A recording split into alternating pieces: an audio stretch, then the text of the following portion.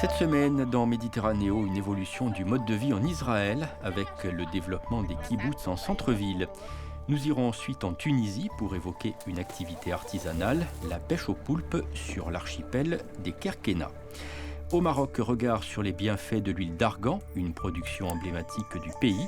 Enfin, pour la séquence Mémoire, retour sur le succès d'une fiction télévisée sur l'immigration algérienne.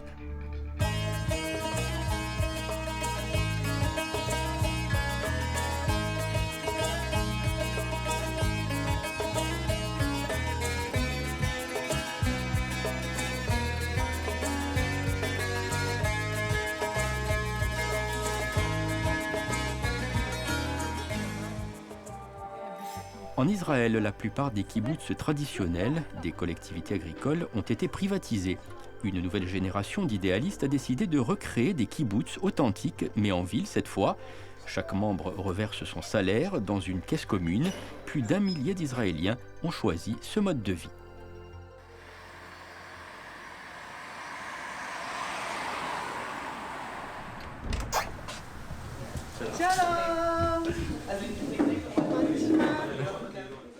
A priori, cela ressemble à une colocation d'étudiants, comme il en existe un peu partout dans le monde.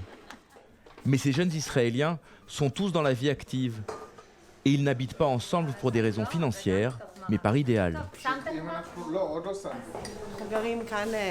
Nous vivons tous ensemble dans cette maison. Nous sommes un des groupes qui forment le kibboutz urbain de Sderot. Un kibboutz, un concept inventé en Israël il y a plus de 100 ans. Une collectivité où les revenus sont mis en commun et où chacun reçoit selon ses besoins. C'est comme dans un couple. On ne demande pas la permission à l'autre à chaque fois qu'on achète quelque chose. Mais quand ce sont des dépenses importantes, on prend les décisions en commun. Les gens croient souvent que nous faisons une réunion chaque soir pour annoncer qu'on veut s'acheter une glace le lendemain. Ça ne se passe pas du tout comme ça. Il manque du thon, de l'eau, des cornichons.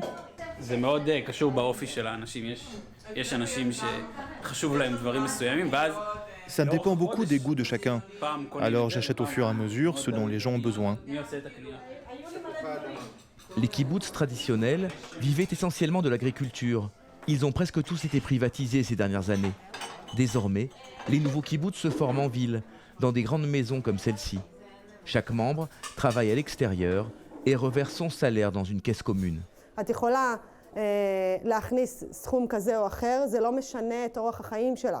Quelle que soit la somme que tu verses, cela ne change rien à ton mode de vie. Nous avons fixé quelques règles que tout le monde doit respecter afin que chacun puisse vivre librement et faire les choix qui lui importent. Donc par exemple, on ne limite pas les déplacements, nous avons un parc de voitures partagées, chaque membre a bien sûr droit à un toit et puis la nourriture et les études aussi.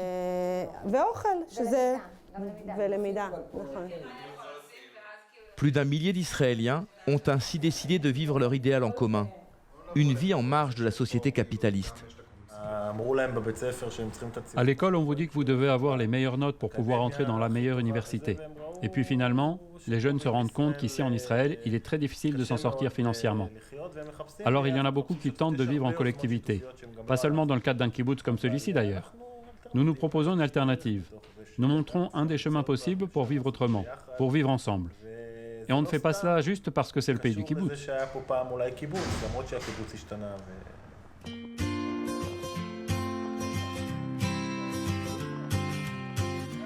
Pour réaliser leur idéal au quotidien, les membres des kibboutz urbains travaillent pour la plupart dans le social ou dans l'éducation.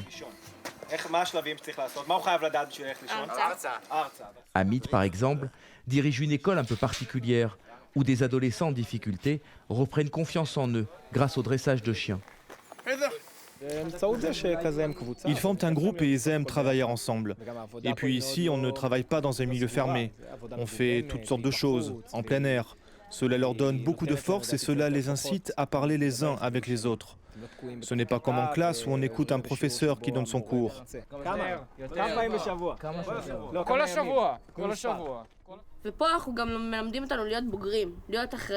Ici, on nous apprend à devenir des adultes, à prendre nos responsabilités. On te dit, voilà, à telle heure, tu dois retourner en classe pour un cours.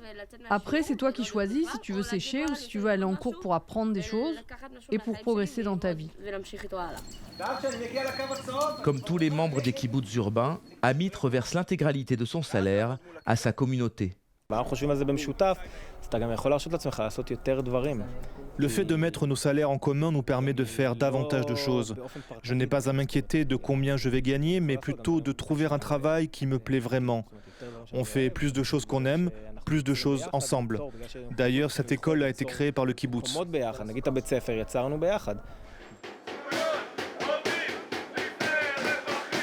Aider les plus faibles, lutter pour plus de justice sociale. Dans un pays marqué par de fortes inégalités, les kibboutz urbains sont en première ligne pour la défense des travailleurs. Ce jour-là, ils manifestent devant une grande chaîne de restaurants.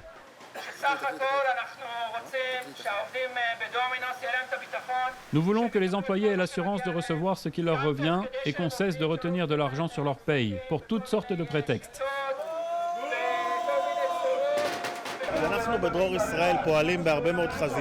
Notre organisation agit sur de nombreux fronts. Surtout, nous luttons pour que la société soit plus égalitaire et plus juste. Cela implique que les entreprises respectent les employés qui travaillent pour elles.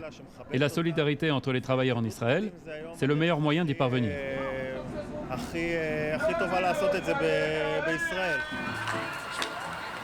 À Saint-Jean d'Acre, en Galilée, dans le nord du pays, le kibboutz local organise chaque semaine des activités pour rapprocher juifs et arabes. Une action en parfaite harmonie avec la philosophie du mouvement.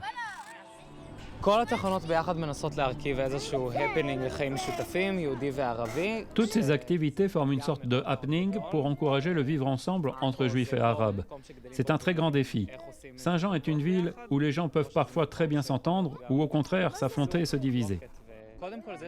Le simple fait que des enfants juifs et arabes participent ensemble à un tel happening, c'est quelque chose qui n'arrive jamais. Les parents protègent beaucoup leurs enfants. Pourtant, les faire rencontrer l'autre, à un âge aussi jeune, c'est éducatif. Pas besoin de leur délivrer de messages. Ils apprennent juste grâce à l'expérience.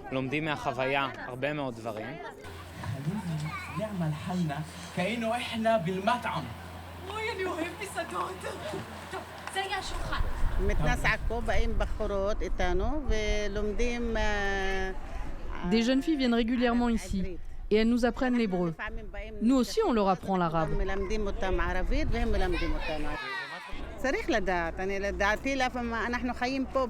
C'est important car nous vivons ensemble et pas chacun dans son coin.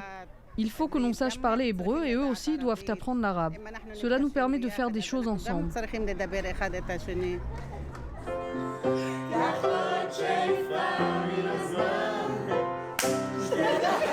Vivre dans un kibboutz ne se résume pas à servir un idéal. C'est aussi choisir un quotidien fait de rencontres et de plaisirs simples, comme chanter ensemble autour d'un piano.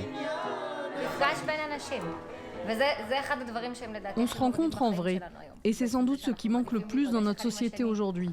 Nous, ce qu'on aime, c'est cela, et pas se parler à travers des écrans. C'est devenu si rare. C'est notre vie, c'est l'environnement dans lequel nous voulons continuer à vivre et grandir. Si nous décidons de tout critiquer, à quoi cela sert-il? Alors nous préférons cultiver l'espoir et créer de belles choses.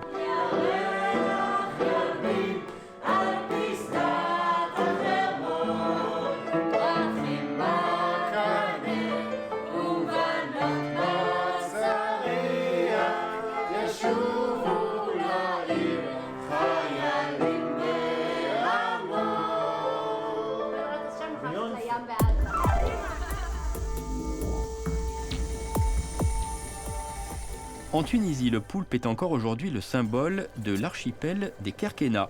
On dénombre 4 885 pêcheurs pour 14 000 habitants. La pêche au poulpe se pratique de façon artisanale, notamment par le biais de blocs de ciment. Mais ici, comme dans d'autres zones de Méditerranée, l'avenir de l'espèce est en danger.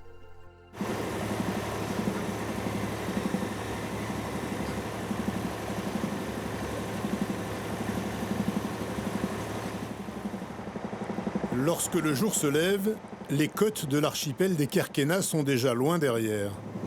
Comme 1 à 2 fois par semaine, ces pêcheurs ont quitté le port de Kraten pour mettre le cap au nord-est.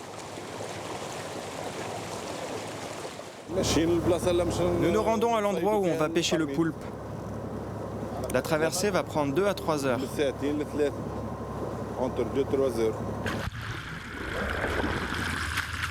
À une trentaine de kilomètres des côtes, le bateau arrive sur cet immense haut fond. Moins d'1 mètre d'eau à certains endroits. La famille d'Hicham Benchir possède ici une parcelle de fond marin et y pêche le poulpe de génération en génération. Et toujours avec la même technique. Plusieurs centaines de ces blocs de béton sont immergés ici. Ne reste plus qu'à remonter les bonds.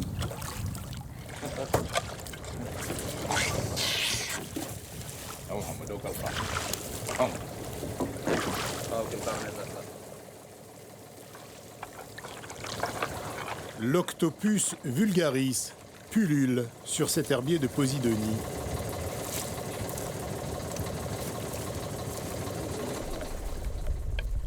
Avec sa perche, Hicham tâte le fond du piège pour sentir s'il est ou non occupé. Pour savoir si un poulpe, animal très intelligent mais très craintif qui reste rarement à découvert, en a fait sa maison.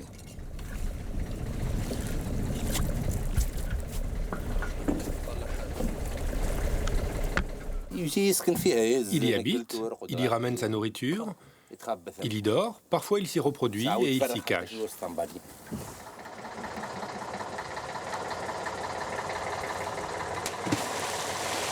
À chaque sortie, les pêcheurs remontent les blocs endommagés et les remplacent.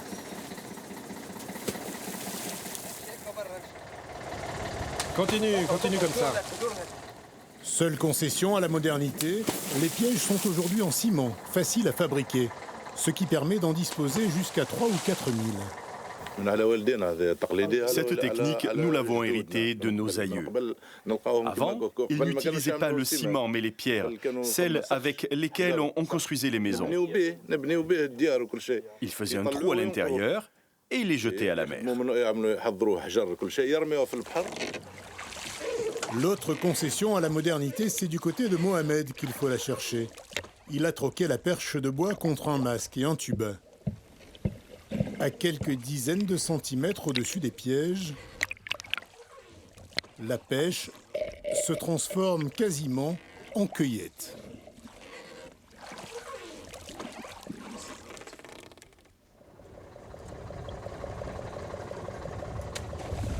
C'est très facile, on n'a pas besoin de vérifier chaque piège, on voit directement le poulpe et on va le récupérer. Après 6 heures de pêche, l'équipage reprend le chemin du port. Il croise en route l'ennemi du moment, ces chalutiers qui, au mépris des règles, viennent traîner leur filet sur le fond.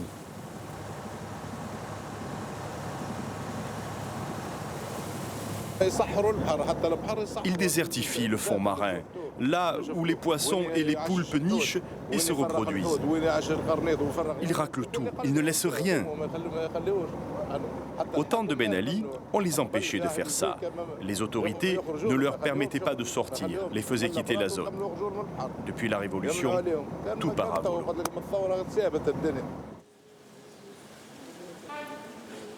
À l'Institut des sciences et technologies de la mer de Sfax, on suit tout cela de près, notamment l'évolution de la population de poulpes.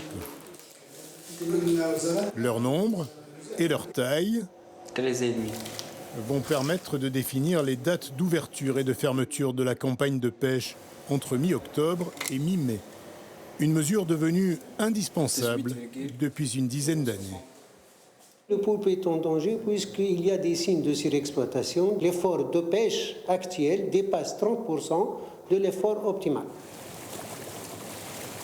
En 2016, les pêcheurs du golfe de Gabès, où se situent les Kerkénas, ont capturé plus de 1200 tonnes de poulpes, la plupart près des côtes.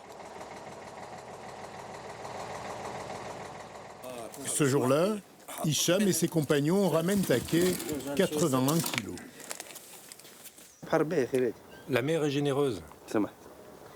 Le poulpe est devenu plus gros, plus charnu. C'est un métier qui vous plaît? Ça va, ça marche. Ça marche, mais c'est avec le cœur? On n'a pas d'autre choix. Lorsque s'arrête le travail des pêcheurs, celui des cuisiniers commence. Le poulpe est tout d'abord longuement battu pour le rendre plus tendre. Il est ensuite grillé à la braise ou cuisiné en sauce. Les recettes ne manquent pas aux îles Kerkena, fameuses dans tout le pays pour leur spécialité de poulpe.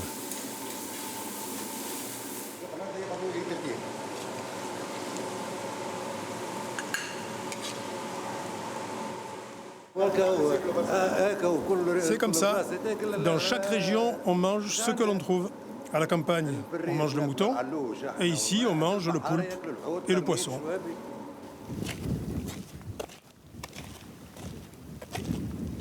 Toute l'économie de l'archipel est basée sur la pêche. Les pièges à poulpes sont alignés sur les quais, prêts à prendre du service. Situés à une vingtaine de kilomètres au large de Sfax, les Kerkena comptent 4885 pêcheurs pour 14 000 habitants. C'est donc un peu plus du tiers de la population qui prend la mer chaque jour pour assurer sa subsistance.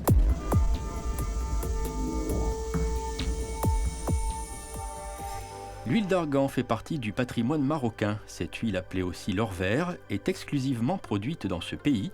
Préparée artisanalement, cette huile possède des vertus culinaires ancestrales, mais elle est aussi utilisée par les connaisseurs pour ses exceptionnelles propriétés esthétiques.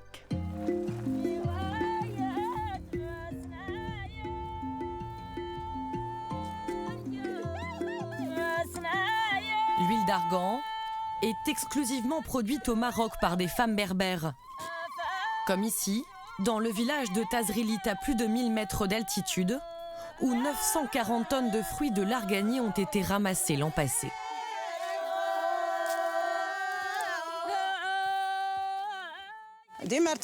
Ces chants sont ancestraux. C'est une tradition qui accompagne l'argan depuis toujours. Moi, j'ai commencé à venir enfant avec ma mère pour récolter vers l'âge de 6-7 ans. À 50 ans, Rabia Maïti reproduit chaque année au moment de la récolte les gestes de sa mère et de sa grand-mère, un travail minutieux. Il faut se concentrer et ne pas ramasser de cailloux ni de terre.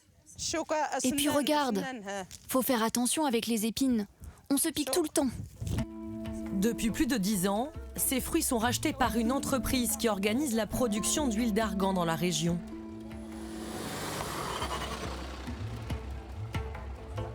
Après avoir séché 2 à 3 semaines, ils sont redistribués aux femmes pour être concassés. Bonjour, ça va? Ça va. Ah, tu apportes les fruits. Allez, je vais jeter un coup d'œil. Bon. Ah, ces fruits ont l'air d'être de bonne qualité. Tant mieux. Aujourd'hui, c'est Khlijoum Brim qui coordonne le concassage des fruits de l'arganier chez elle. Les femmes cassent le fruit, puis la noix, pour en extraire l'amande. Ce travail est exclusivement une affaire de femmes. Ça demande beaucoup de force, mais aussi de l'agilité.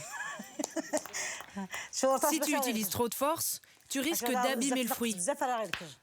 Il faut y aller doucement, tout doucement. Plus elles extraient d'amandes, plus elles sont rémunérées. Dans les montagnes, elles vivent souvent seules. Les hommes travaillent dans les villes. Alors cette activité leur procure un statut social. Ça pèse combien? 9 kilos et 100 grammes. Et alors, ça va me rapporter combien? Leur revenu est de 8 à 9 euros par jour, l'équivalent d'un salaire agricole. Une somme inespérée. Au Maroc, 3 femmes sur 4 ne travaillent pas. Khlijoum Brim, elle, a vu sa vie changer depuis une dizaine d'années grâce à l'argan.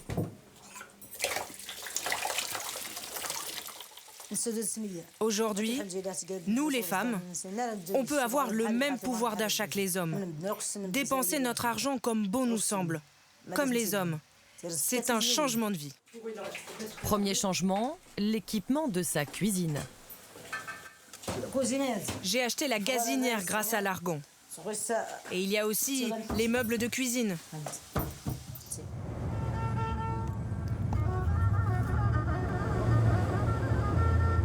Dans la fabrique, dès leur arrivée, les amandes sont d'abord pesées, puis triées. Ok, c'est bien, aujourd'hui il n'y a pas beaucoup de déchets. Nous avons ces jeunes femmes qui sont là pour retrier ce qui a déjà été trié, de façon à enlever toutes ces amandes qui sont à l'arrivée, qui vont donner du goût, un mauvais goût, une mauvaise odeur à l'huile au final. Donc là, ça va partir à la fabrication. Jusqu'à 600 kilos d'amandes sont triées tous les jours. Seules les plus pures vont être pressées à froid. L'huile sort à 45 degrés.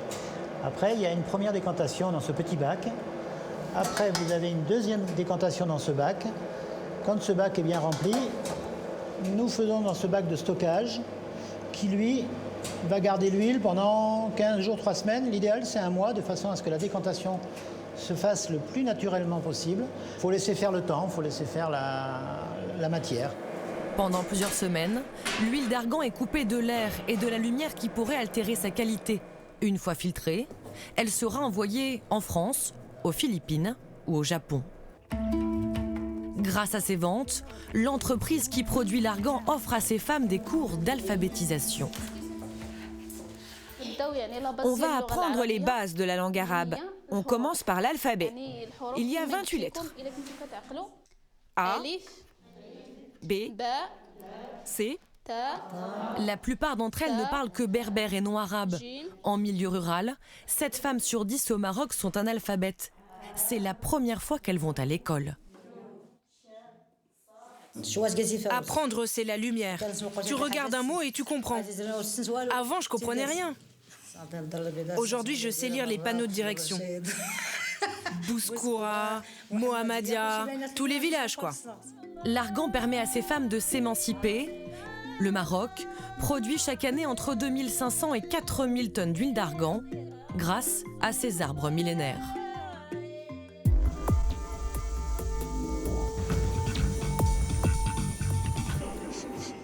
La séquence mémoire, en 2005, nous avions évoqué le succès d'une fiction sur l'immigration algérienne en France, traitée sous l'angle de la comédie.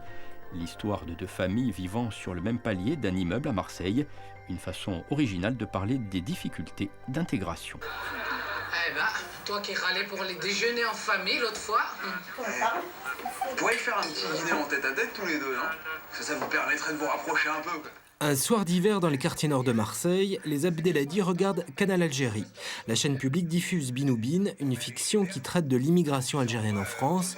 Une approche inédite, c'est une série comique. Bert, t'as pas trouvé mieux? Bert, il fait la même cuisine que ta mère. Je vais quand même pas les payer pour aller manger au restaurant, ce que j'ai tous les jours gratuit à la maison. Je me retrouve dans cette série. C'est vrai que quand on est arrivé ici en France, ça a été le même chemin. Tout ce que ça nous a choqué au début, on l'a pris d'une façon un peu gênante. Passer comme ça en série, ça fait rire. On pense à avant. Ah oui, le jour où je me suis présentée par la un peu, ça s'est passé comme ça. Bon, écoutez, voilà. Je vous coche les papiers exacts qu'il me faut. Et vous ne revenez à ce guichet que si vous les avez. D'accord? Merci. C'est clair. Merci. Au revoir. Suivant! Vous travaillez à la chaîne ou quoi? Quel accueil! Bravo, hein. Si c'est comme ça qu'on traite les gens de bonne volonté. Binoubine met en scène 2 familles qui vivent sur le même palier et qui apprennent à se connaître. Artistes et plutôt snobs, les Slimani viennent de quitter Alger. Ils se sont récemment installés à Marseille où leur fils surdoué poursuit ses études. Chaque fois qu'on parle de l'Algérie ou des Algériens, on imagine toujours un ouvrier, un peintre en bâtiment, etc. Et ce qui m'a plu, c'était en fait un peintre de renommée en fait mondiale, qui parle 8 langues, qui est cultivé, et puis il dégage une espèce d'image très positive et c'est ça que j'ai aimé. Qui a touché mon paquet? Papa, tu me passes la télécommande? Dans l'appartement d'en face, changement de décor et d'histoire. Les Rouabi, eux, sont arrivés en France dans les années 70, un milieu populaire et respectueux des traditions. Les enfants, Gazelle et Fatih, sont interprétés par des comédiens très concernés. C'est vrai qu'il y a des points communs parce qu'on est tous les deux fils d'immigrés, donc on connaît pas notre pays d'origine, tout. Et à un certain moment, il y a une quête d'identité, quoi. Il y a un certain moment dans la vie où tu as envie de renouer avec les origines, quoi. Sur le tournage de Binoubine, la réalité et la fiction se mêlent. Action répétition. Il y a un patron qui ne peut pas payer le 13e mois à ses ouvriers, alors on occupe son usine. Vous avez raison, il ne faut pas se laisser faire. Moi, je suis d'accord avec vous. Je vous encourage. Un gag par minute, une bande son rythmée par des rires, Binoubine n'échappe pas aux règles imposées de la sitcom, succès de la télévision américaine. Moi, avant que ton père vienne, je te l'avais dit, touche pas à ça. Allez, vas-y, arrange-toi.